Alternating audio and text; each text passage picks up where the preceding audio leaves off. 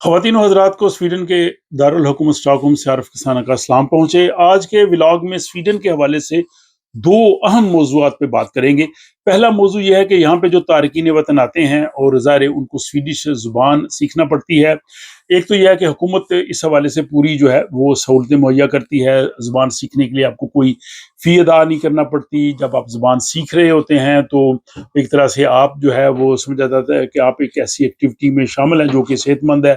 जो मुआशरे में इंटीग्रेशन के लिए, आपके फ्यूचर में जॉब्स के लिए और आगे बढ़ने के लिए अहम है। अब हुकूमत जो है वो इस जो प्रोग्राम जो यहाँ तारकीन वतन के लिए है, SFI Svenska फॉर इनवांद्रारे स्वीडिश फॉर इमिग्रेंट्स, इस को जो है वो मजीद फाल करना चाहती है, क्योंकि ये देखा गया है कि कई लोग इसमें बहुत ज़्यादा वक्त लेते हैं या वो ज़ुबान सीखते भी हैं तो उस तरह से वो जो है वो कम्युनिकेट नहीं कर सकते। तो इसके लिए जो हुकूमत ये चाह रही है कि ये जो ज़ुबान सीखने का अमल है, इसको जो है वो बेहतर बनाया जाए और इसको 3 साल तक जो है वो मुकम्मल किया जाए। यानी जो लोग भी यहाँ पे आएँ और ज़ाहिर है वो स्टेट उनको जो है वो सपोर्ट करती है जब वो ज़ुबान सीख रहे होते हैं, तो उनको ये कहा जाए कि वो 3 साल के अंदर-अंदर जो है वो अपनी ज़ुबान को मुकम्मल करें। हुकूमत का कहना है कि बहुत से लोग जो हैं वो लंबे अरसे तक पढ़ते रहते हैं या दरमियान में छोड़ देते हैं और इसकी वजह से उनको स्वीडिश लैंग्वेज नहीं आती और ना ही वो सोसाइटी में आगे बढ़ सकते हैं, ना वो जॉब्स ले सकते हैं। तो इसके लिए उन्होंने कहा जी कि कुछ ना कुछ हमें उनके लिए शराइत या उनके लिए कुछ टारगेट या उनके लिए कुछ ऐसे जो है वो हदफ रखना होगा कि जिसको वो लाजमी अबूर करें। तो अब ये जो नया बन रहा है सिलसिला स्वीडिश ज़ुबान सीखने के हवाले से, ये 1 जनवरी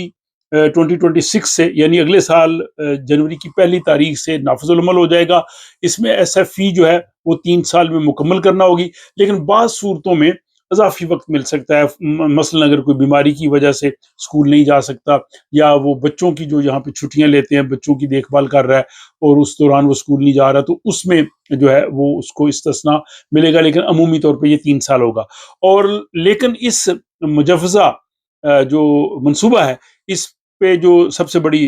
यहाँ की जमात है सोशल डेमोक्रेट्स, उन्होंने एतराज़ किया है। उन्होंने कहा जी कि असल मसला हुकूमत जो है वो नहीं देख रही, वो सिर्फ टाइम लिमिट करना चाहती है। उसको ये देखना चाहिए कि एक तो यहाँ पे असातिज़ा की कमी है, तो असातिज़ा की कमी को दूर किया जाए और वो असातिज़ा मुकर्रर किए जाएँ जो वाक़ई ही अहल हों ज़ुबान सिखाने के हवाले से। दूसरा ये है कि बहुत सी प्राइवेट कंपनियाँ, इदारे जो हैं वो ये तालीमी सिलसिला जारी रखते हैं, वो इससे मुनाफ़ा कमाते हैं, तो उनका मुनाफ़ा कमाने का सिलसिला भी जो है वो बंद होना चाहिए और तालीम में हुकूमत की जानिब से ज़्यादा सरमायाकारी होनी चाहिए।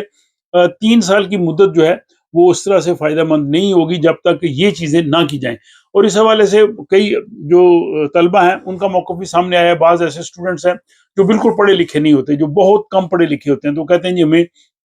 3 साल की बजाय ज़्यादा अरसा लगता है। लेकिन जो लोग आला तालीम याफ़्ता होते हैं या ज़्यादा वक़्त देते हैं या उनकी सलाहियतें ज़्यादा होती हैं, तो वो 3 साल से पहले भी 1 साल में भी वो मुकम्मल कर लेते हैं। तो इस तरह से ये स्वीडिश ज़ुबान सीखने का जो सिलसिला है, जो इस वक़्त लोग स्वीडिश ज़ुबान सीख रहे हैं या मुस्तक़बिल में सीखना चाहते हैं, वो इस चीज़ को ज़हन में रखें कि उनको एक मरबूत प्रोग्राम बना के और कम वक़्त में कोशिश करनी चाहिए कि इस ज़ुबान का जो बुनियादी ये सनद है, सर्टिफ़िकेट है, ये हासिल कर लें। इस सर्टिफ़िकेट की बुनियाद पे फिर वो ज़ाहिर है जहाँ भी जॉब अप्लाई करते हैं, वो बताते हैं कि मैं स्वीडिश ज़ुबान लिख और बोल सकता हूँ और उसका सबूत ये सर्टिफ़िकेट है। दूसरी खबर वो भी तारकीन वतन के हवाले से है कि यहाँ पे वो लोग जिनको जो वीज़े का सिलसिला जिनका ख़त्म हो जाता है, जिनको स्वीडन से जाने के लिए कहा जाता है या बाज़ कई दीगर सूरतों में उनको यहाँ पे जो सेंटर्स बने हैं, जिनको माइग्रेशन एजेंसी जो है वो कंट्रोल करती है, डिटेंशन सेंटर्स, वहाँ पे रखा जाता है। अब उन डिटेंशन सेंटर्स या वो हिरासती मराकज़ कह लें, उनके हवाले से एक रिपोर्ट है, ये स्वीडन के नेशनल ऑडिट ऑफिस ने तैयार की है और उन्होंने उस पे काफ़ी तनकीद की है। उन्होंने इस पूरे प्रोसेस को देखा है, उनको सेंटर्स को देखा है और उसमें कहा है जी कि कई लोगों को वहाँ पे ज़बरदस्ती कंट्रोल किया जाता है, ज़बरदस्ती उनको मजबूर किया जाता है कुछ मामलात में और उनकी बॉडी सर्च जो है, जिस्मानी तलाशी के जो कवानीन है वो भी कुछ दुरुस्त नहीं है। वहाँ का मयार कई चीज़ों का ठीक नहीं है। वहाँ के रिहाइश का माहौल और वहाँ की सिक्योरिटी और इस तरह के जो दूसरे मामलात हैं, ये काफ़ी ज़्यादा जो है वो तशवीशनाक है और ख़ुसूसी तौर पे वहाँ पे अमले की कमी है और जो ट्रेन्ड स्टाफ है, जो तरबियत याफ़्ता अमला है, वो बहुत कम है اور اس کا فالو اپ وغیرہ نہیں ہوتا، اور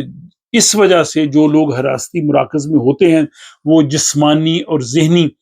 تکالیف کا شکار ہوتے ہیں، اور اس چیز کو جو ہے وہ دور کرنا چاہیے، سسٹم کو جو ہے وہ بہتر بنانا چاہیے۔ صحت اور سماجی خدمات جو ہے وہ وہاں پہ کم ہوتی ہیں، وہاں پہ ماہرین نفسیات جو ہے وہ بھی بہت ان کی کمی ہے، کیونکہ وہاں پہ جو لوگ ہوتے ہیں ظاہر ہے جس ماحول میں جس طرح سے ان کے مسائل ہوتے ہیں تو وہ نفسیاتی عوارض کا ہونا ایک عام سی چیز ہے، تو اس لیے انہوں نے کہا جی کہ وہاں پہ ان کو نفسیاتی مراکز یا ان کے جو ماہرین ہیں